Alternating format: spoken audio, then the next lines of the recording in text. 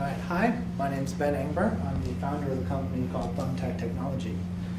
We are a consulting company with one of our primary practice areas being in doing NoSQL development and advising clients on NoSQL.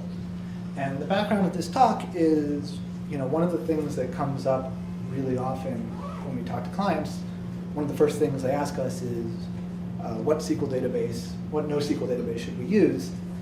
And then, the follow-up is, well, we need to learn a little bit about your business, so let's do some discovery, and it's the correct answer, but it often doesn't go over that well. And so what we wanted to do is we wanted to have, sort of at least a basic baseline that we could introduce them to some of the main concepts to give them right off the bat, and then sort of introduce a deeper discussion based on that.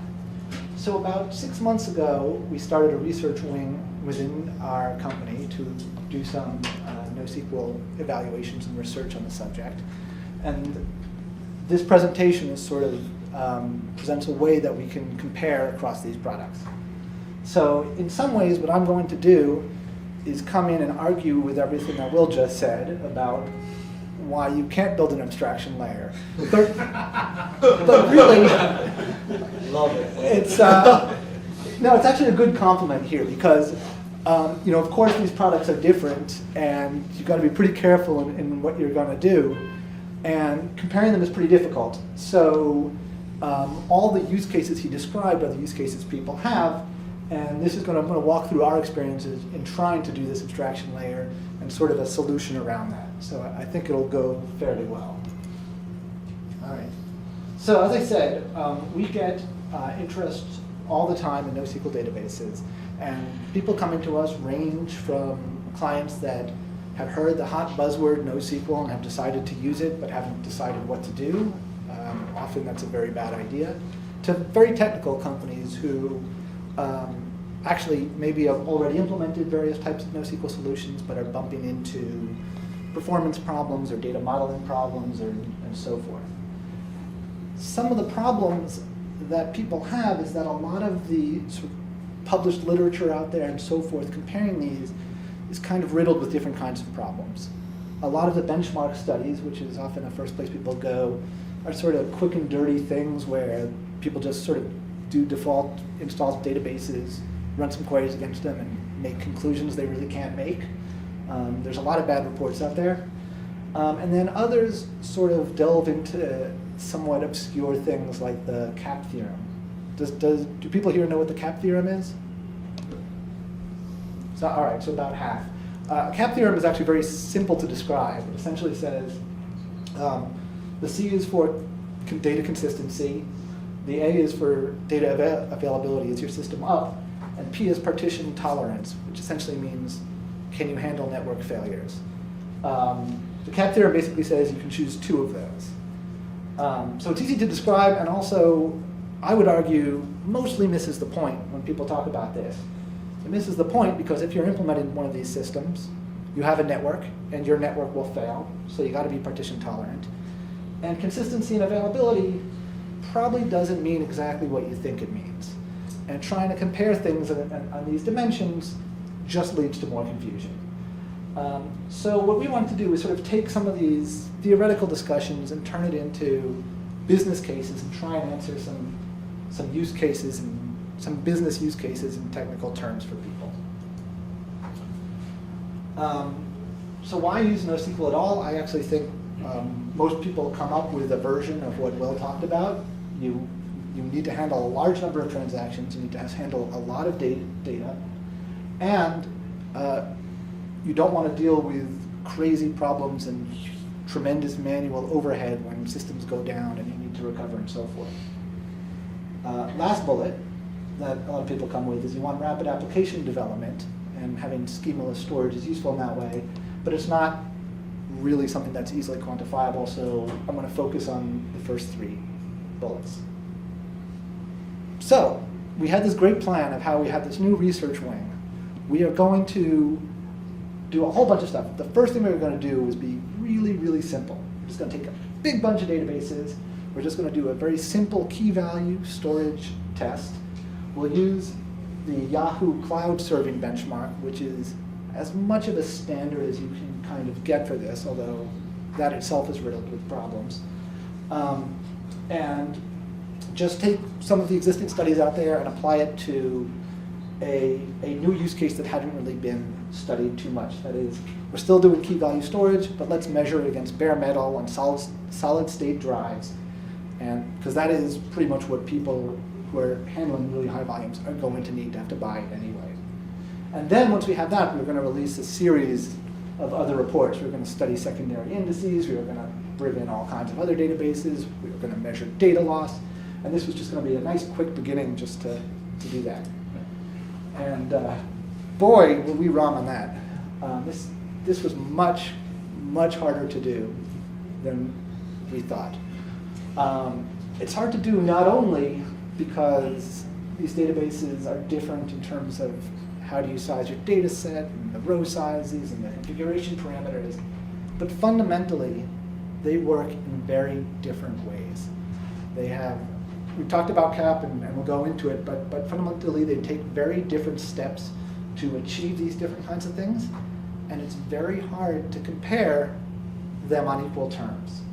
So what we quickly found was the first question we had to cover was, how do we even make a fair comparison of these databases? So first thing we do is we drastically reduce the number of databases we were going to cover. We brought it down to, as I said, Aerospike, MongoDB, Couchbase, and Cassandra. We chose those because those were the 4 that clients most often came to us. Aerospike's probably less known than some of the rest, but in ad tech, which is where we have a strong presence, it's very well known. Plus, they have a database specifically geared towards SSDs, so it was an obvious choice. Use the standard client, and wait, I think I went backwards here. Sorry, I need to. Why am I going backwards? All right, time for keyboard.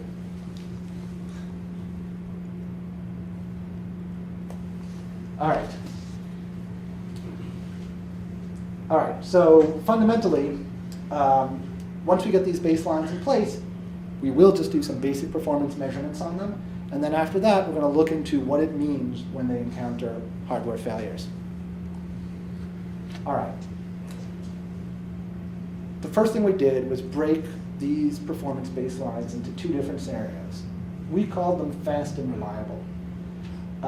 Fast essentially meant we're going to configure these databases to serve as much traffic as they can without regard to your ability to lose data, to retain data. That means in principle, asynchronous replication, asynchronous writes to disks, keep all your data in RAM on the nodes. It doesn't necessarily mean not consistent, and we'll talk about why in a minute. Another thing to mention here is that when we say fast, it doesn't mean it's not reliable data. The data still gets written to disk, it still gets replicated to other nodes. It just doesn't do it synchronously. And reliable is simply the converse. We're just going to take the data, make sure it gets to SSD, and not consider any writes valid until it's written to disk and replicated. To describe how to do this, you sort of need to go into how these databases function. As I mentioned, these databases are wildly different from one another. So please bear with me. There's going to be 4 pictures here of what goes on. Couchbase, in many ways, is the easiest to describe. It's essentially memcache with replication and persistence. And you basically, this is a hypothetical cluster of 6 nodes. There's data on various shards spread across it. In each one of these, we're assuming a replication factor of 3 here. So each node is a master for one shard, and there are 2 slaves for each shard. And Couchbase is a consistent database, but it achieves this very simply. It just always reads and writes from the master. The fast scenario, very easy to describe.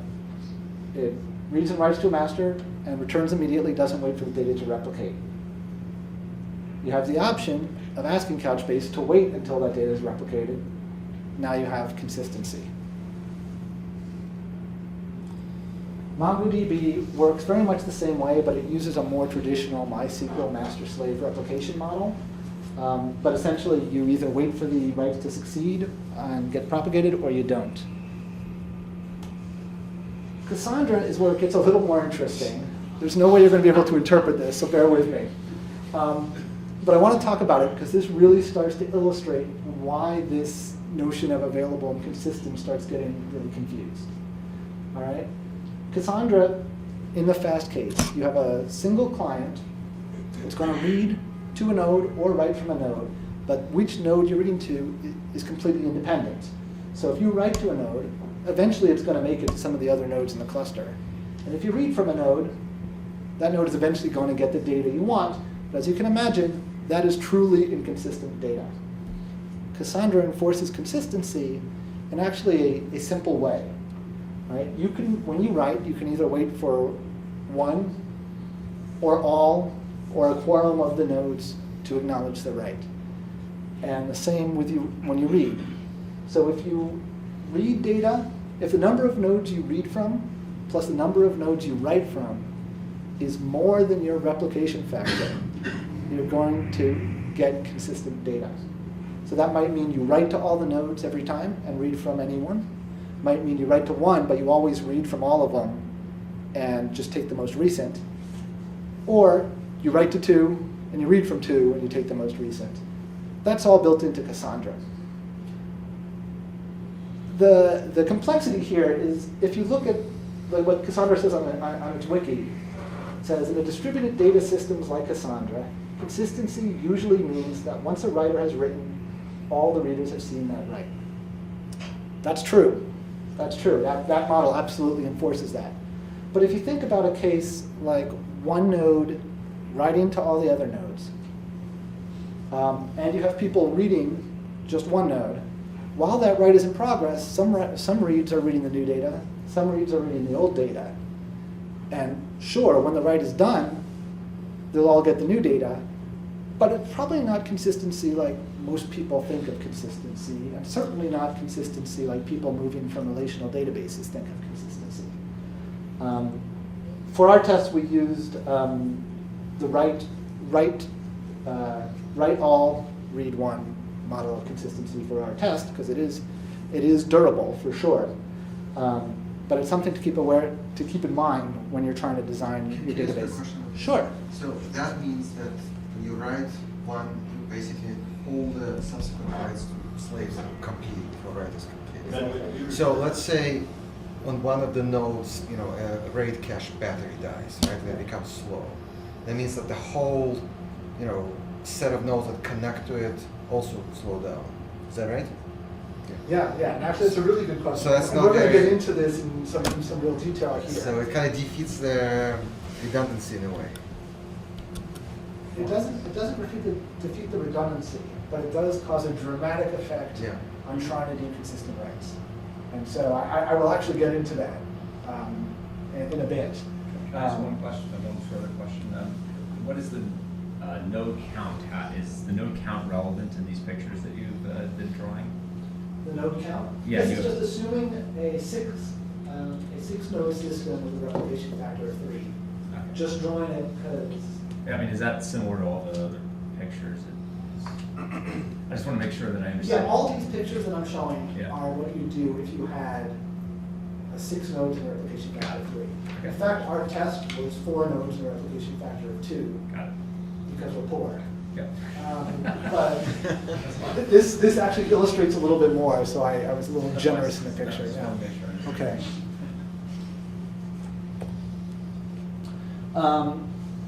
Aerospike, again, simpler to describe. It works just like Cassandra when running in fast mode. For its writes, for the reliable mode, it actually has ACID semantics. So it does distributed transaction commits in all the nodes and behaves in an ACID way. All right. This is a big grid, which I'm not going to go into now because in the interest of time, but this presentation is available online and you can look at it if you want. What I want to talk about is consistency on single node failure. That's kind of the interesting thing we're talking about here when we talk fast or reliable. If one node goes down, have you lost data? When we're running in synchronous mode, no. When you're running in fast mode, yes. All right, so that being said, those were the baselines we set up. The tests are actually very simple. We put the databases on the cluster, we tuned the crap out of them and made sure everything was optimized for the appropriate hardware according to the vendor recommendations. All these guys are our partners, so they all helped us, make sure everything was tuned, and yelled at us a lot when we made mistakes.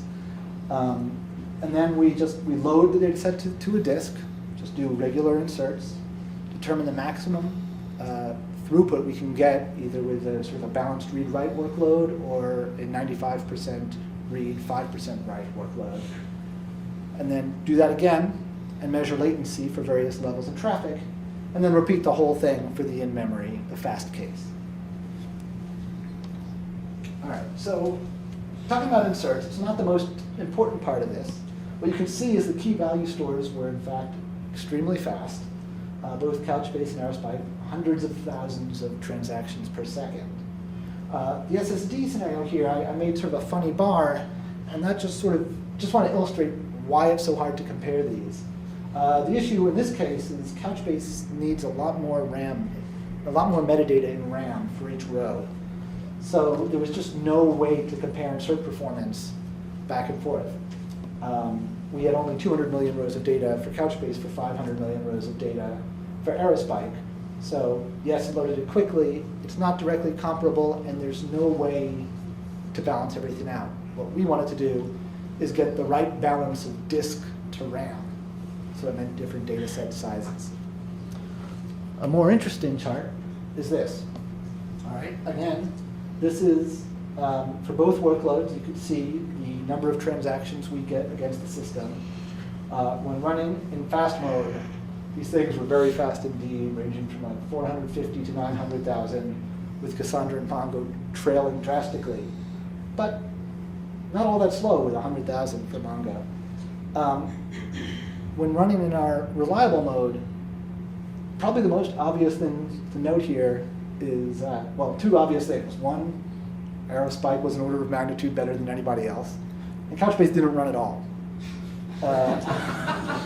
Couchbase, in theory, the underlying disk, it was doing about 40,000 operations per second, but it got bottlenecked by RAM. So this is something we've been going back and forth with Couchbase on, and they hope to release a fix, one of the minor versions coming up.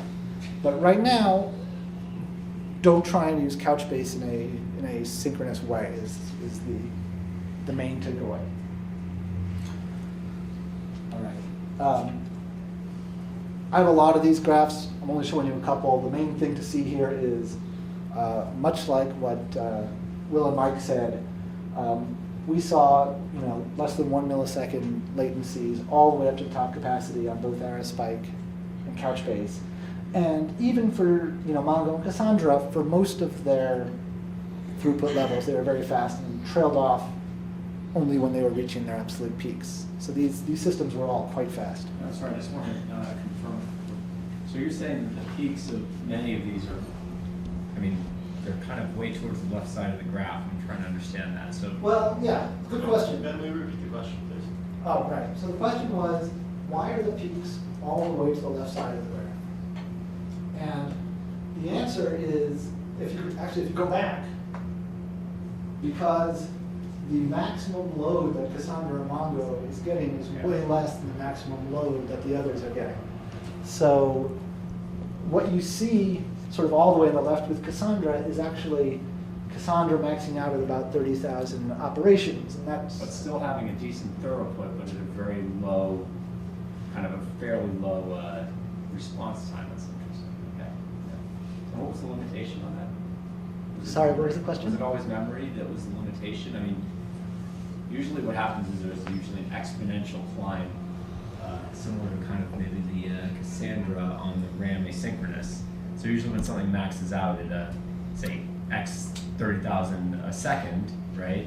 All of a sudden I'll see an exponential climb when it goes to 35,000, almost drops off, is unmeasurable. Yeah, so on the synchronous, it was definitely disk bound. So, sorry, the question was, what was the limitation, what limited these things and caused these latency slowdowns? For the synchronous case, it was disk IOPS. For the asynchronous case, it's actually, the one thing that said, it's a little hard to tell right here. They seem to be sort of page swaps, but it wasn't necessarily that easy to know what was going on. So. Question? Sure. I got lost somewhere. When you're talking about synchronous, what are you referring to here? Are you talking about waiting for the write to complete? Is that what you mean by synchronous? In other words, the next write won't occur until the first one completes? What do you mean? Right. So the question was, what do I mean by synchronous here? And I should probably have used consistent terminology for my slides, because I find the fast and reliable use cases. This just means the reliable use case. That means we will wait for the replica. In this case, our replication factor was 2, so there's 1 replica. We will wait for that replica to confirm that it's been written to before the marking the write is okay. And if possible, we will confirm that the disk has been written. Okay, now confirming that the disk has been written is not the whole story, because the disk could be written, but the fsync might not have run yet. So it might actually be still in sort of controller memory, and that differs from database to database. But the replica, the replicate into the other replica is the critical point, because if you lose the node, you still have the data. Question, are these like oranges and apples in the sense that Cassandra's model is eventual consistency, whereas MongoDB and CouchDB, they'll work differently in terms of being in RAM and give you that. So when we're looking at this, I mean, we could, if you wanted to, you could tune it to serve a particular purpose. So just want to understand, how were this done? I mean, were these for a ad related place? Because SSD will crash in certain situations where I have terabytes of it, it's just not going to work. So what was I'm sorry, I didn't find it earlier in the presentation. What was the focus of this study? Like, what was looking consistency across the board? I mean, off the cap theorem, what was CAP, or were these tests just? Okay, I'll try and paraphrase your question. Sure. The question is, these scenarios, are they, when you say consistency, are you really trying to match consistency to consistency? Are you trying to match the same consistency levels for databases? And the answer is sort of. The problem with the term consistency is that it means different things fundamentally. So, Couchbase is always consistent, because it always writes to the master. However, if that master node goes down, you've lost data. Yeah. Maybe you're not screwed, and there's lots of good uses for that scenario. And as a persistent cache, it's fine. Sure.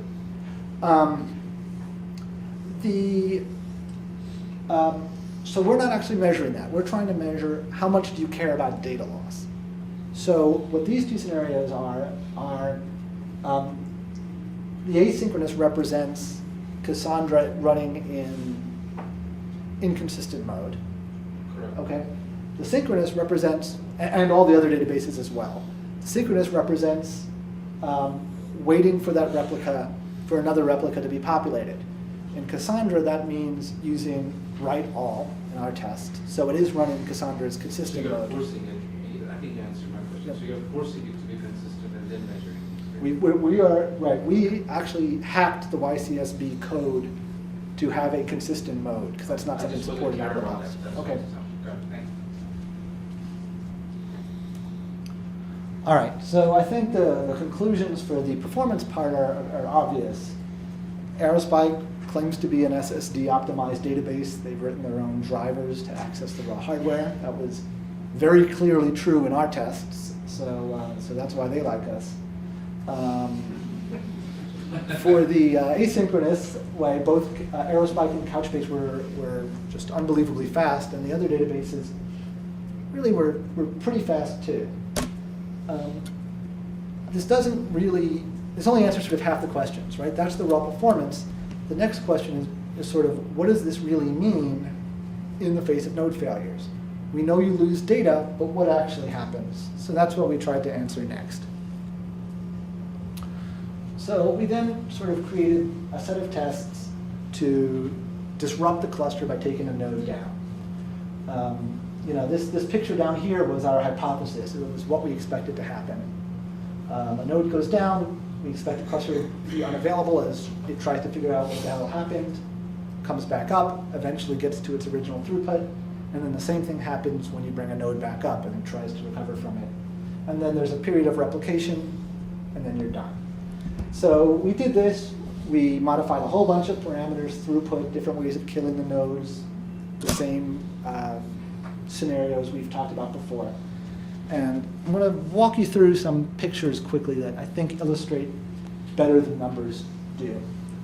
All right?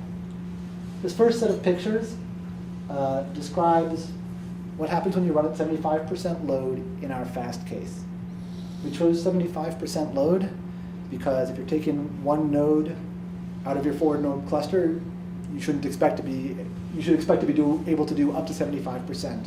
So a perfect system will show no impact, and an imperfect system will show stuff. What you can see here is that in the fast mode, these all basically work sort of similarly to how they did before. Cassandra had some latency penalties while that node was down. Aerospike showed very little other than a very brief period of downtime. And the others sort of came in between. There's a little bit, you could see in Couchbase, there's a little bit of replication traffic at the end because Couchbase erases its node when you rejoin it to the cluster. I'm sorry, could you just tell me what the graphs are? Oh, I'm sorry. The question is, what do these graphs mean because they're tiny? So the horizontal axis is time, and the vertical axis is throughput in operations per second. Okay, so the top one is operations per second, the bottom one is throughput. So the top one is operations per second, the bottom one is latency. Not latency.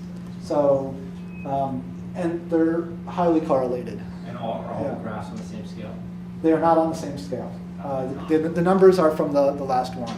So you can imagine Aerospike's is, we had 300,000 before, it's 300,000. And that's a good point, which we'll talk about later. Sometimes you'll see a big dip in one of these graphs. That doesn't mean it's slower than the others, it just means it's slower than it was. It's probably more important to see the dip because you're going to be using this for capacity planning, but don't compare them in absolute terms. Yeah.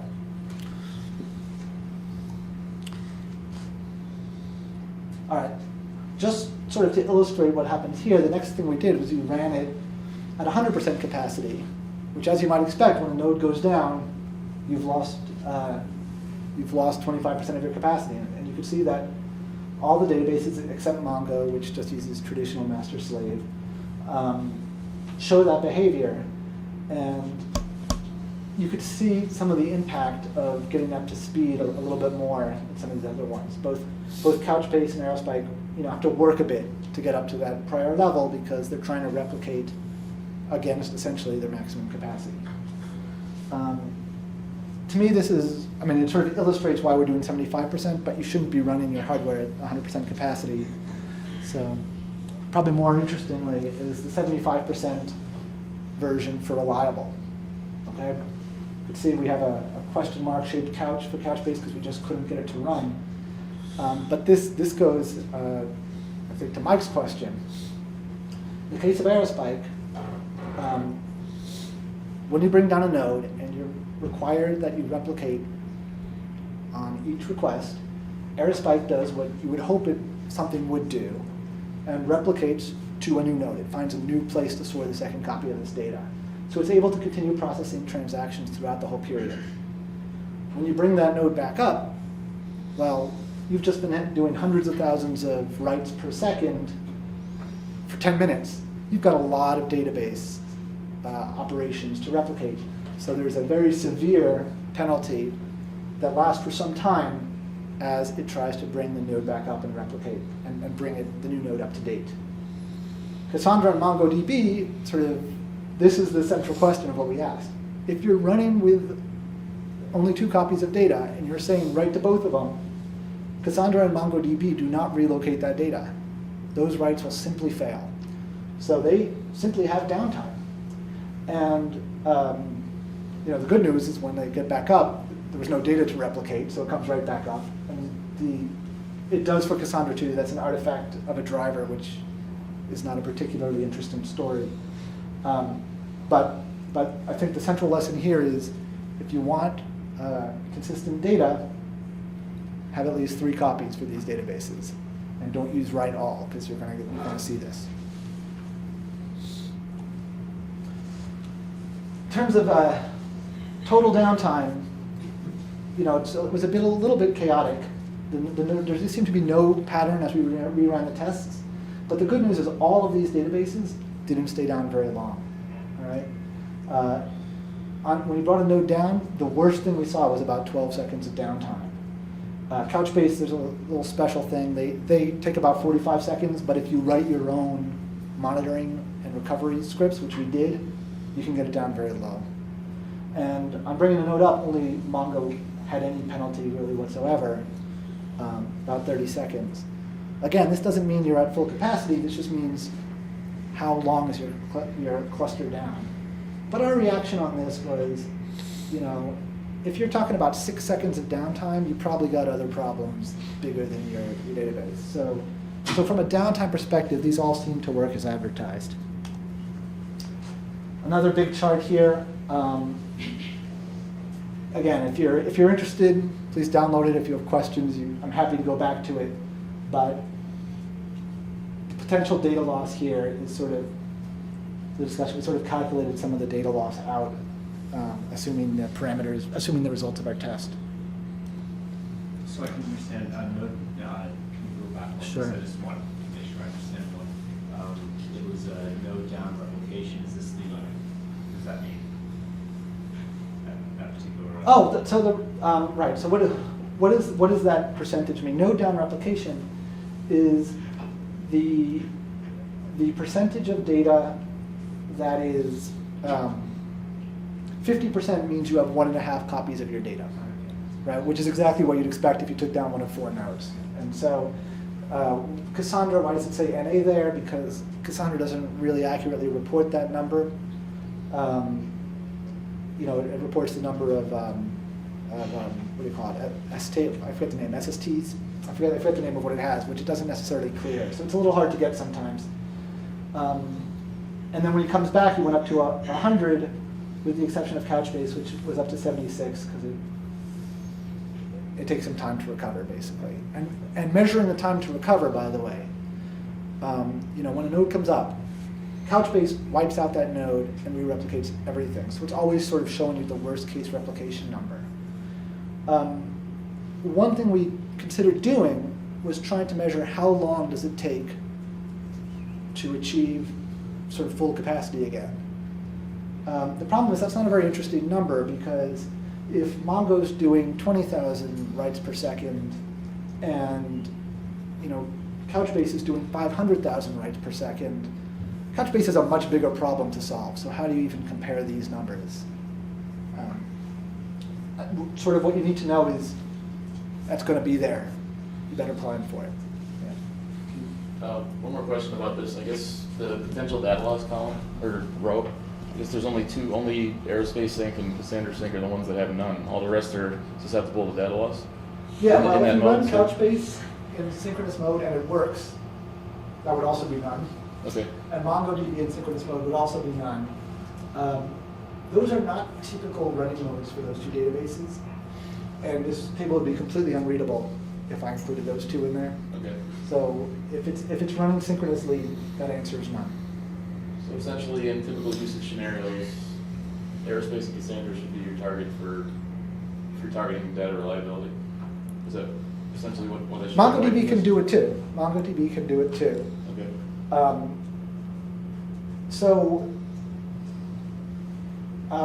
I'm trying to think about it. So let me repeat the question, because I didn't repeat the question. The question is, should Aerospike and Cassandra be your databases of choice if you're targeting reliability? of these four, those two are designed explicitly for that case. So that is a natural setting for them. Couchbase claims it is a setting we were not able to get it to work. MongoDB can have that setting. We were able to get it to work. For these results, we found Cassandra and Aerospike more compelling. We found them more compelling because their numbers were higher for this case. MongoDB is more of a document database. We're doing a raw key value store. So we highlighted certain things. Okay. There's a lot of data behind these tests. And Mongo's not a crazy choice. I'm wondering how much of this is really being influenced by the limited number of servers you're using. How much of, so the question, Like if you had 10 or 20 servers, would you be experiencing these same latencies, for recovery? Especially if you have, lots of redundancy and replication going on already to prevent, failures. right, actually, this probably is a good, the question is, how much of this behavior is an artifact of our cluster size? Which is a good segue into the next slide, okay? Or just 2 slides from now. The first thing I would say addressing this is, right, what does it say about MongoDB and Cassandra if you have a replication factor of 2? Well, it doesn't work if you want to do reliable. If you have a replication factor of 3, it says it won't work if you're using a write all semantics. But if you're using quorum semantics, it should work. I would have loved to have given sort of pictures of what's going on in that case, and that is it's going to have to chalked up as a to-do. The issue there is just very simply, what we were running was bare metal hardware with an array of SSDs. It's actually pretty expensive to put even a 4-node cluster together for this. There is a sort of an analog test, which we're actually doing right now. Let's just put these on EC2, take a whole bunch of nodes. You're not going to get sort of those Aerospike SSD numbers because there's latency in all the virtualization and so forth. But you can get a sort of a better picture of how larger cluster sizes handle failure. That being said, some of these effects are effects of the amount of data, right? If you have hundreds of millions of rows that need to be replicated, those hundreds of millions of rows need to be replicated. And and they need to be replicated to every node that's picking it up. So obviously if you have dozens of copies of this data and one node down, it's probably not going to affect you nearly as much. I'm not aware of too many people who have a lot more than 3 copies of data floating around. Personally, I'm not really aware of people doing that because your hardware investment goes through the roof. So for the reliable scenario, could I guess assume that for similar data reliability, I could use a replication factor of 2 for Aerospike to get similar reliability to MongoDB and Cassandra? Is that Yes. Okay. More or less, yes. Okay.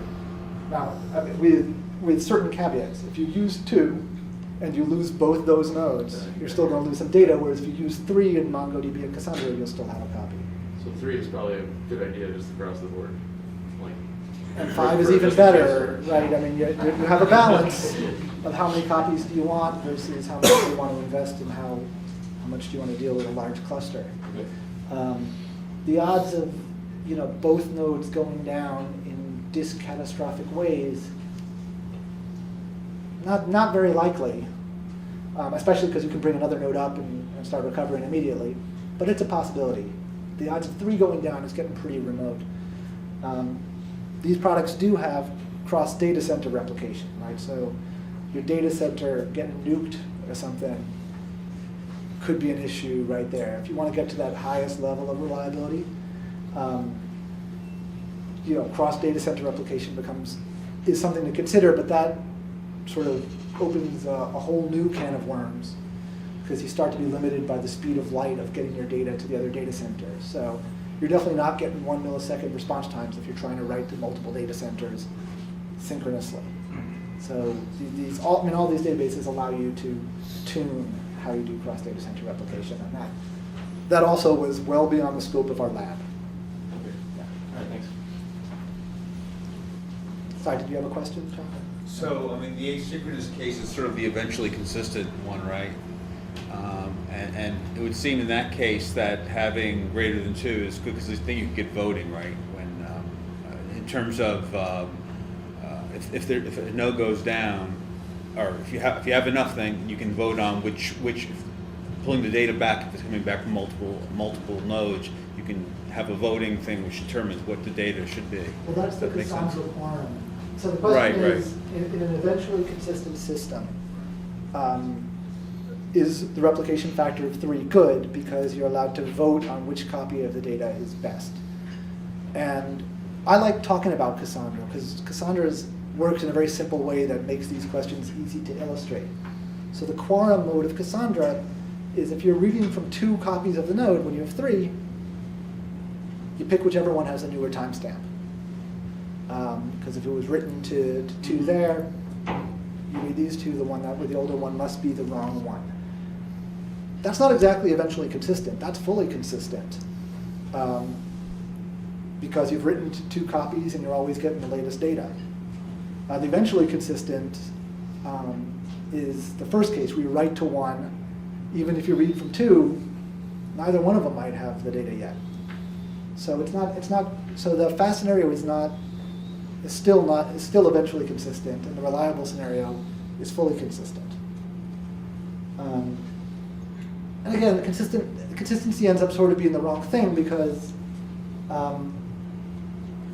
MongoDB and Couchbase will always return a consistent answer unless something goes down.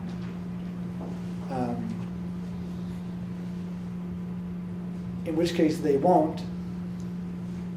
Well, I'm starting to repeat myself here. I think it's obvious. Yes. In Cassandra, can you select how many nodes either you're reading from or writing to on a call-by-call basis? So the question is, in Cassandra, can you choose the number of nodes being read to or written from on a call-by-call basis? The answer is yes. That is true for Cassandra, for MongoDB, and for Couchbase. For Aerospike, it is a server configuration parameter. After having your initial load of data, are you actually having this test player that actually only the reads data, or there is even a read and write at the same time too? Is there a player that actually reads and writes, or only reads? I'm sorry, can you repeat the question? After having the initial write of the initial test data, are these latencies for only the reads, or are there even the writes going on? Okay, that's a great question. Because the reason I'm asking is, the last time I checked, there is a certain read to write ratio MongoDB suggests, otherwise it gives high latencies. So some databases have a certain read to write ratio that they suggest. And maybe in my situation, I found Aerospike to be really good irrespective of whatever the read or write ratio is.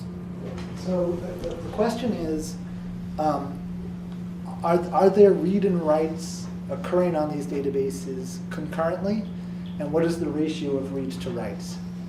And the latencies we report, are they read latencies or write latencies? The answer is we ran several scenarios here. The ones we're focusing on here consist of 2 different scenarios. One is a concurrent blend of 95% reads and 5% writes.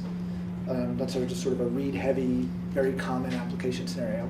The other one is a 50-50 mix of reads and writes. And so when I show balanced workload and read-heavy workload, that's what those 2 columns are. What are the latencies we're reporting on that? The answer is we have a lot of those graphs. And in the interest of time and boringness, I've only included a very small number on this report. If you're interested in exactly which read latency and write latency for each scenario, we have the full report. It's a long report that has all of these, and so you can examine them to your heart's content. I actually don't remember which ones I included here, whether those were read latencies or write latencies. I think I included some read, like just one scenario with just reads and writes, top and bottom. I'm curious why you covered 2 versions of Couchbase. The question is, why did we cover 2 versions of Couchbase? And the answer was, we were doing Couchbase 1.8, and then we learned that this study was a lot harder than we thought it was going to be, and they released Couchbase 2.0. So we did both. But did you compare your experience before and after? They performed really similarly, actually. But They- 2.0 had cross-data replication, that was missing with first generation. Right, so the point is that Couchbase 2.0 has cross-data center replication capabilities. That's true, but since we didn't have multiple data centers, was not one of our test suites. Couchbase 2.0 also has secondary indexes and a bunch of other features. Couchbase 2.0 also completely rewrote their storage engine, which made us think that it would have a dramatic impact on performance, especially in the synchronous case, and we saw no real significant difference there. Neither one really worked. Now, again, this was when you test 2.0.0, none of these products were bug-free, I'll put it that way. Cassandra was probably the least buggy, but all of them had issues that cropped up that as you sort of structured certain kinds of tests. But in all the cases except that one, we were able to work through the issues with the relevant vendors. Yes? Did the presentation that the media had mentioned that HBase was also going to be part of the discussion? Did you do that, number one? Number two, I look at the sizes in the Aerospike as well as the sizes that you produce. When you talk about big data, I'm thinking tera and terabytes. Yeah. That, to the gentleman that asked earlier, these tests are in SSDs. I cannot do that. So in NoSQL, I'm thinking terabytes because if I have to get, my IO will kill me from that perspective. So did you do HBase or in the paper that's on the website, do you have HBase also? Because that would be a true comparison in my opinion. All right, so I think there were 2 questions there. One question is, did we do HBase in our tests? The other one is something... In SSDs, because if I look at the configuration Yeah. of this Aerospike sheet, it's pretty small. I mean, it's just a few gigabytes. It is, yes, we used, the second question is, you used probably half a terabyte of SSD capacity is what we used. So the first question of, did we do HBase? No, this was part of our original grand plan before we decided to simplify down. As a company, we do use HBase. As a company, we're actually in process of trying to quantify it along these same dimensions. HBase itself, is built on top of the Hadoop file system, which leads to all kinds of performance issues. And there are companies like MapR Technologies trying to put it on top of a different file system to get some better performance out of it. These are all things we're actually working for in our next report. So the short answer is no for HBase, but we have some sort of anecdotal evidence that you're not going to see numbers like that. The SSD size, again, I'm going to have to plead poverty. Half a terabyte of SSDs is expensive, but terabytes and terabytes of SSDs is even more expensive. And so we put in 500 million rows, relatively small rows, for 2 reasons. One, to get a lot of rows in without completely soaking, while fitting in those SSDs. And 2, network bandwidth. When you're talking about hundreds of thousands of transactions per second, it's pretty easy to saturate your network and not learn anything interesting. Right. Just by the way, suggestion was the VoltDB would be a perfect example. Did you look at that? The question is, did we look at VoltDB for this test? The answer is, we've certainly looked at VoltDB. Using VoltDB as a key value store didn't seem like a prime use case for VoltDB. Using VoltDB, in sort of a more sophisticated comparison based on secondary index queries versus SQL is an interesting statement. VoltDB, for those who don't know, is a distributed new SQL database that allows you to run much of ANSI SQL and run SQL queries across a cluster if you relax a few things. It just wasn't the best fit for this piece. Yeah. Can I ask something? So you mentioned the cost of SSDs. When was the last time you looked at the cost of SSDs? Because the whole, I'm thinking more from the perspective of cloud. So this is a true G2E or any application server model where you're sending the data. But if I got terabytes, exabytes of data, With exabytes, you probably cannot do SSDs. With good amount of terabytes, you can do SSDs very cost effectively. You would be surprised. right, I'm just thinking of like clickstream of capturing everything and anything that I want to reduce market-driven research for ads. Just was thinking of that part. I would think of it this way, right? So if you have a large amount of data and you need answers extremely quickly, you really kind of have two choices. You either use rotational drives and put enough stuff in RAM, put like as much of your working set in RAM as possible that you're rarely hitting those drives, or you put it on SSDs. If that's not your use case and you just have tons of data and latency isn't the problem, that's not the question we're trying to answer here. Okay, that's right. Thanks. Yeah, this is for people who need milliseconds, consistent response to high speed general. This is not the case of analytics over petabyte of data. So I realize you didn't do this on EC2, but how hard would it be to set these systems up with SSDs on EC2? The question is, how hard is it to set these systems up with SSDs on EC2? The answer, it's not hard to set them up. And EC2 has high I/O instances that you can play with. EC2 has other properties that make some of these things complicated to analyze. So just because it's virtualized, there's sort of unpredictable latencies and so forth. We are doing sort of an EC2 follow-up, but when you're studying low latency performance, EC2 is not a natural place to start because it's got unpredictable latency. So believe me, it would have made our lives a lot easier if we could have done EC2 for this test. But in practice, I think most of us are going to be using EC2, or many of us anyway. Right, well, I will say larger cluster sizes, is on our radar. We're working on that right now, and we're using EC2 for that. But I don't have meaningful results for you yet. So you spoke earlier about having to do a lot of configuration, which is often kind of the source of the problem in comparing these different systems. How would you recommend an engineer to go around doing that if you didn't have access to a partner or direct access to? Well, so the question is, given that we did a lot of configuration and given that we talked trash about earlier studies, I'm paraphrasing, how do you actually configure these systems? This is one of the reasons why we put this together. So we go into extreme detail on the papers themselves of how we set these systems up. So that's a good place to start. The vendors themselves will help you. Aerospike, if you're installing Aerospike and you talk to Aerospike and say, how do I get better performance using this kind of hardware, they're going to come in and they're going to help you because this is their bread and butter. For something like Cassandra, DataStax has a ton of free documentation on their site, what parameters to relax in their experience for EC2 and so forth.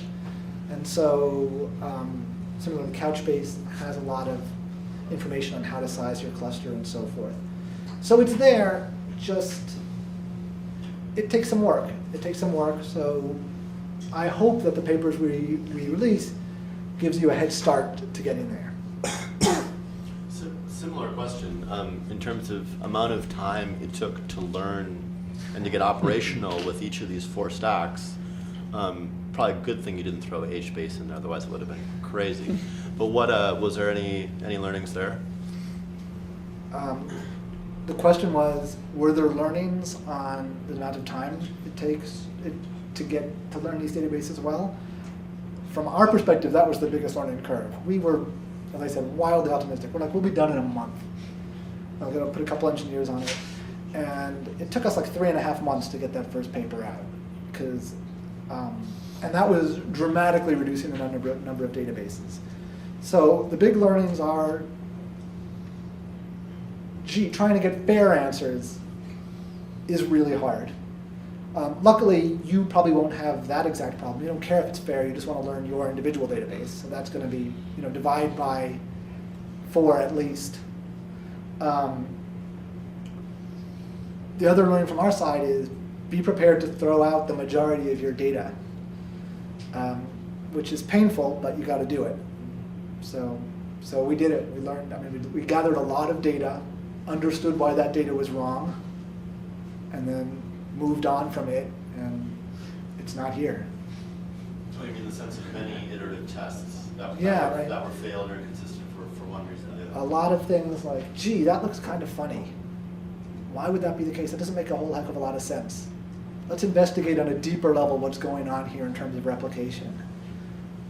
Oh, that's probably not what you want to do under high load. Let's try messing with this a bit. Oh, that makes more sense. There's a lot of that going on. Yeah, I've got a question. I guess, do you have any experience, like cursory or otherwise, with, I guess, some of the relational databases are trying to kind of bridge the gap, like something like Postgres is adding native JSON support and internal JavaScript support, and the benchmarks seem to be fairly close with at least some of them. And do you see that as kind of a, I don't know, if you don't have that much hardware and you want to kind of consolidate and pick one, does it make sense performance-wise to use a relational database in that type of use case, or is that not a good use case? The question is, does it make sense to use a relational database for this kind of use case? Well, that's the question, right? And so the answer is it's certainly not crazy, and in fact, before NoSQL was a thing, that's exactly what we did. Come in and their SQL databases were sort of collapsing and they're joining everywhere, and we just worked with the application and denormalized and started storing things in key value-like ways, and it made it much, much easier to shard the data to multiple servers. You can use replication to go across. And in fact, this is what Twitter does, for example. If you've looked into something like Gizzard and FlockDB, have you looked into that at all? Okay. So what these are, Twitter basically wants to maintain a graph, all right? And it's who's following whom. Just writes essentially single key value records into lots and lots of MySQL, and then has a layer to distribute the load and balance that load. It's a totally reasonable thing to do. I would argue that this is a lot easier to do because these have all these features built in. We did not have to write something like Gizzard to get these clusters to come up and down when we messed with a node. Okay. And when you do something like that with a relational database, you need to frame your operations fairly carefully. So, as an example, Twitter has a fairly simple use case. They have one-directional, relationships between people. Facebook, also using MySQL, has bidirectional relationships. You friend someone, they're your friend back. That means every write needs to go to 2 different places, and those might be inconsistent. They have to handle that eventual consistency themselves. So they have repair processes running, trying to find inconsistent data and get them back into sync. That's a lot to deal with. So, At least you see, if you were to do that, even if it's stupid, is there similar performance between the two, or? It's not stupid. It's not stupid. The question is there similar performance if you do that? We do that as well. But I'd say manual sharding, the issue is, you're not getting performance. We have not gotten performance anything like hundreds of thousands of operations per second doing that. We have gotten performance of, more like 10,000. Okay. Those systems have been in production, they work fine, but they're a pain to manage. So for instance, we have an application which, again, it's affiliated with Facebook and we're maintaining your social graph. We have to hit the shards in the right way. Each shard is using standard master-slave replication somewhere else. Now we want to change the schema somehow. Do we break replication, update it one place, update it the other, reestablish replication? It's a lot of maintenance. The advantage is it's a very, very well understood technology. So you're not going to hit that tippy top level of scale. It might be enough scale for what you want to do, but I would seriously consider the cost of maintaining such an infrastructure. Okay, thanks. Let me add something. The question was, is it crazy to use a relation database in the way we use NoSQL database? So in the Will's report, we're talking about NoSQL databases and the NoSQL layer around that. The fact is, in our system, we actually use relational MySQL database is one of the components working in the same framework. Actually, that allows us to start one project much faster, just using the experience developers had on just developing regular SQL databases. So we just use that experience, we started faster, but we're absolutely ready to switch that project to the NoSQL database. The way we're using MySQL now is the NoSQL way. So it's absolutely not crazy, and it absolutely works. You can also set up in-memory slaves. There's things you can do. Should you? Very rarely, but sometimes. Yeah, you could. sometimes. So what kind of performance difference do you see between the relational and the Oh, it's pretty good. We're not talking here about hundreds of thousands transactions per second, but it's sufficient for the task. Okay.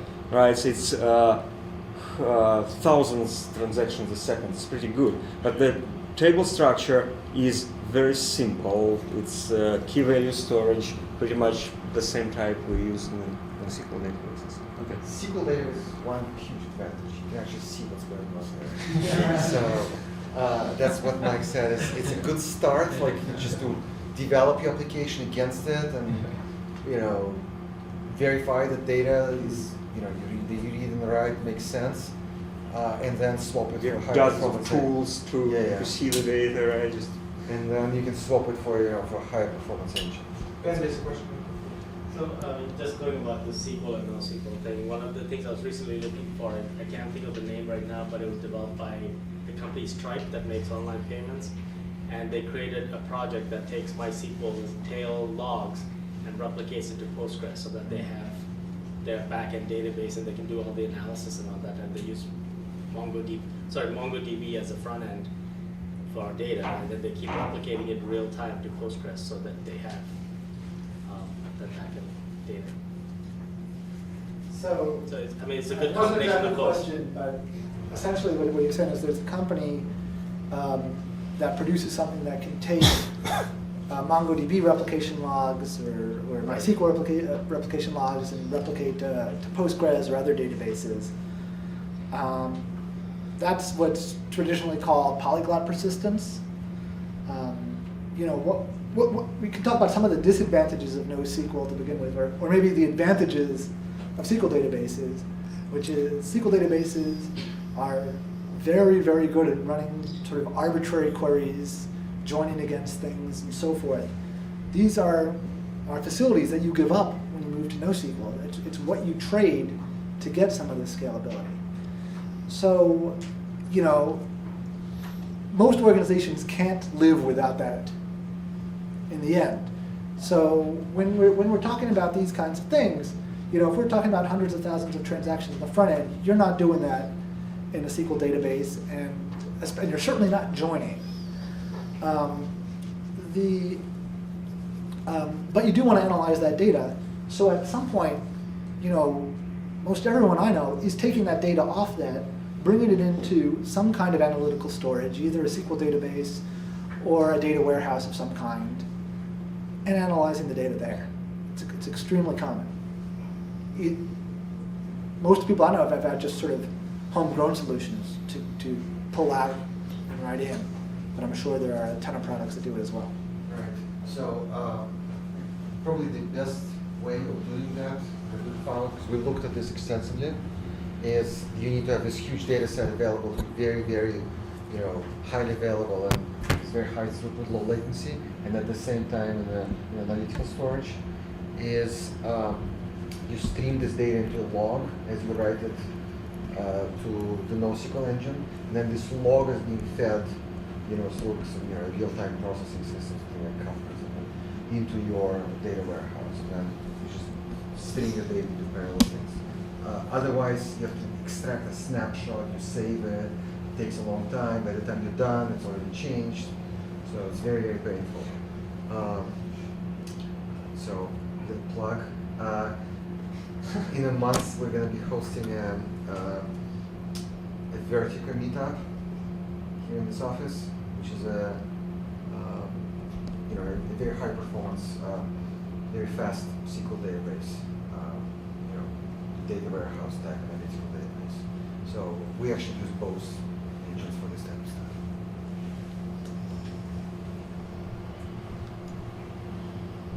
Is that what you use primarily? SQL, you said SQL, do you use MySQL and Vertica or just Vertica that work? MySQL and Vertica. Right. Vertica is good for read operations, right? And you can't really do transactional stuff there. So anything where you have to have transactional ACID consistency, you use MySQL. Have you looked at Adopt? Yes, we have not in the Hadoop ecosystem. No, Adopt. Hadoop. HAPA. Yeah, but it's off of Hadoop. It's It's off of that, yeah, Yeah. that's why. Anything that has an H in its name.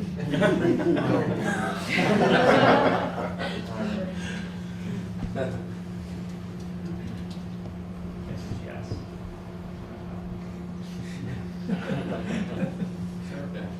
All right, I'm going to resume the presentation, but I suspect that the next slide is asking for questions. Not quite, but this is probably stuff we talked about.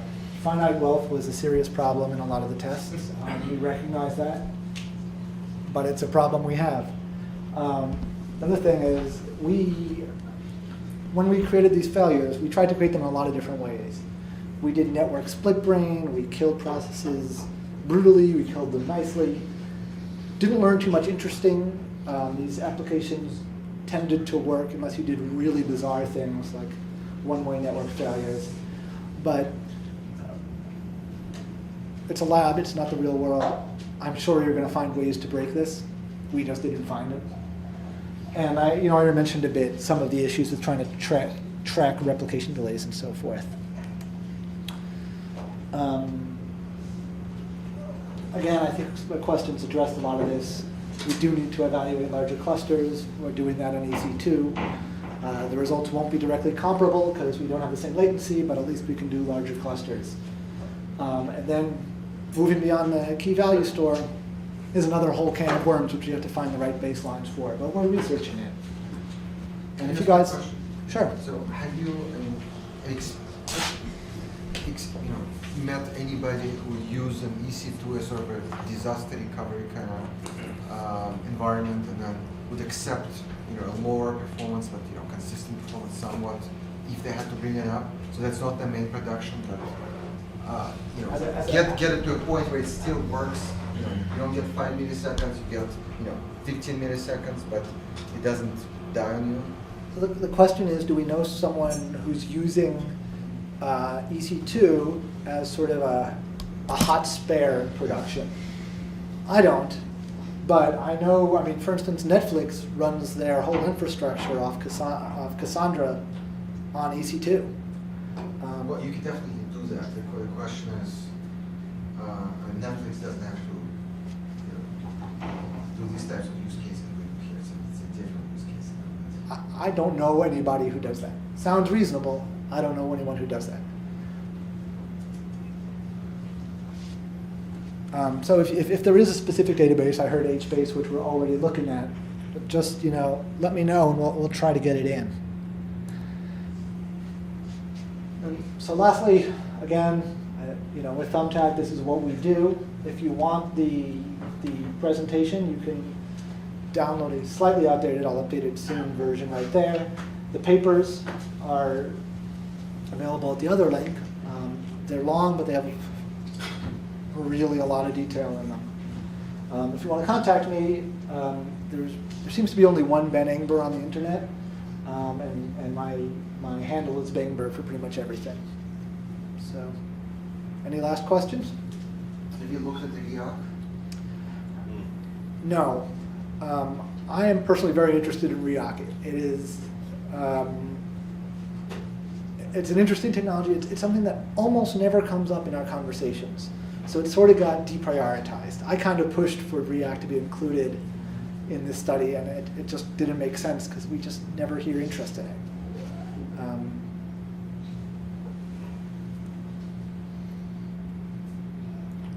All right, thank you. Thank you. Oh, sorry, one more question. Sorry.